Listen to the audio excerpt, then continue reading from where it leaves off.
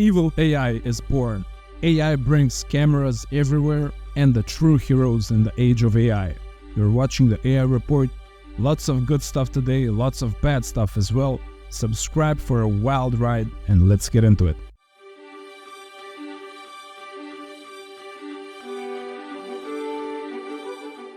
Well, it was bound to happen. ChatGPT finally has an evil twin called WormGPT. It's basically ChatGPT but without those silly little legal, ethical, and moral constraints. Reminds me of an ex-girlfriend actually. You can use WormGPT for all sorts of malicious purposes, and you can get it from Black Hat forums. If you get caught, you didn't hear this from me. But seriously, the best, or rather the worst, that WormGPT can do, allegedly, I don't know this, wink, is create phishing emails and make spreading malware easier. I'm not saying that's like a good thing, but it still doesn't sound like the end of the world. Just ignore your email inbox even more than you currently do and you'll be fine. An AI that could create sophisticated hacking attacks and malicious code injections and DDoSs, now that would be really good. Oh, sorry, I meant really bad. While we're on the subject of bad guys, AI will be used to catch them based on the way they drive.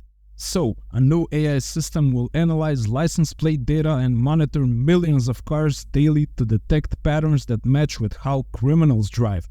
Okay, this particular AI has that familiar Big Brother quality to it. So far, we've mostly been hearing about AI being used by bad actors, but the worst for now seems like a few bad voice scams, some unrealistic deepfakes, and slightly better phishing emails like we saw previously.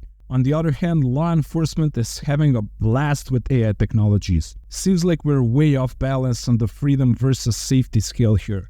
Maybe let the bad guys use AI for evil first a little bit, before you jam the authoritarian boots on our necks. That way at least you'll have a good excuse. Speaking of Big Brother, buses will become a form of surveillance and policing mechanism. So, buses in New York, Santa Monica, and soon Washington, D.C. are testing AI-powered cameras that spot cars parked in the bus lane and even issue tickets to offending car owners instantly. The cameras on the bus take high-precision photos and send them to a computer inside the bus that analyzes the photos and generates reports that the city can use to issue tickets.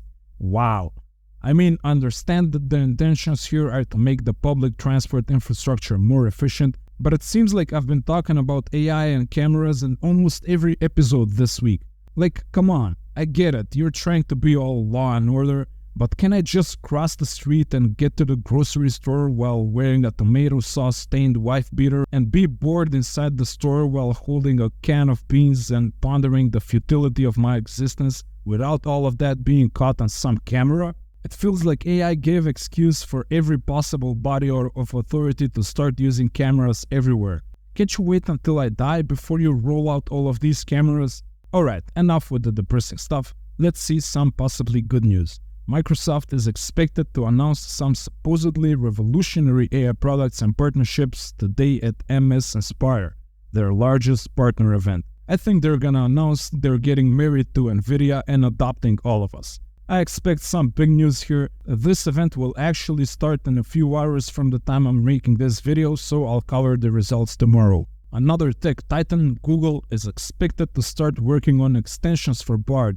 It's actually really hard for big incumbent companies like Google to play catch-up to faster-moving startups like OpenAI in this case. I'm not even sure there's a prize for second place in this race, and while Bard is pretty cool, ChatGPT is still ahead of it in many aspects, especially in what we're talking about now, extensions. Technology is a wonderful game in which Google eventually wins, but OpenAI is giving them a serious run for their money right now.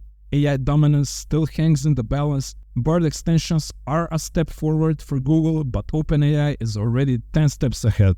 In other tech news, website building tool Wix will soon let you build entire websites through prompts. Let's check out their quick little demo here.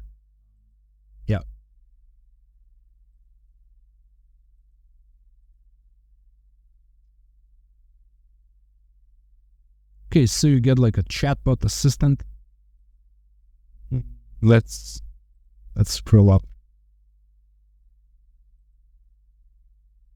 So it's gonna generate your site based on the instructions you provided with. They created a fitness website apparently, so we didn't have enough of those, I guess. Okay, here's a new prompt. Are there any other theme options? Okay, it's gonna give out like other themes. Okay, pretty cool. But before people start saying, oh, website designers are losing their jobs, hold on there.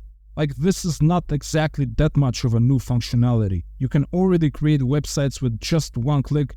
There are bajillions of prepared templates and themes for every possible use case you could think of, for every possible small business that will fail in the next 5 years. This is just a chatbot on top of the UI. I mean, it will speed things up and reduce the barrier to entry for some people, but the barrier to entry was already pretty low. Still, this definitely falls into the category of good news. Now more people can make useless websites easily.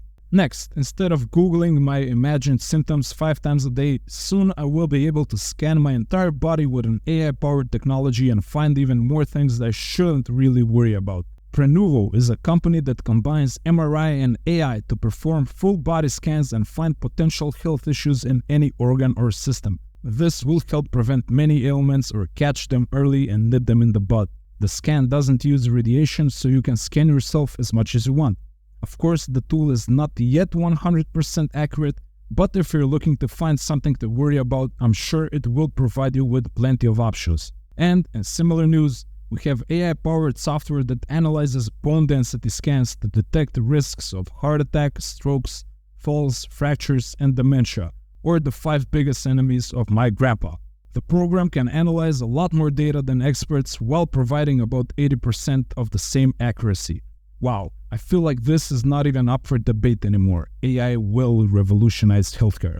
Okay, we have Emad Mostaque again, this time with another big, colorful, controversial statement. Most outsourced coders in India will lose their jobs because of AI in the next 2 years. Well, I like Mostaque, but I think I'm starting to see a pattern here. He may be shilling AI too hard. I mean, sure, I get the point he's trying to make. Basically, AI will make the top programmers a lot more productive, and that will eliminate the need for additional lower-level programmers. But most coders losing their jobs, and in the next 2 years? That's a bit too bullish for my taste. I used to write a lot of code back in the day, and I still do every now and then, and I use and play around with the AI coding tools quite often. They are pretty good, not denying that, but you still need to know what you're doing. And it's still hard for the tools themselves to understand the bigger picture while creating custom and detailed and precise business logic code.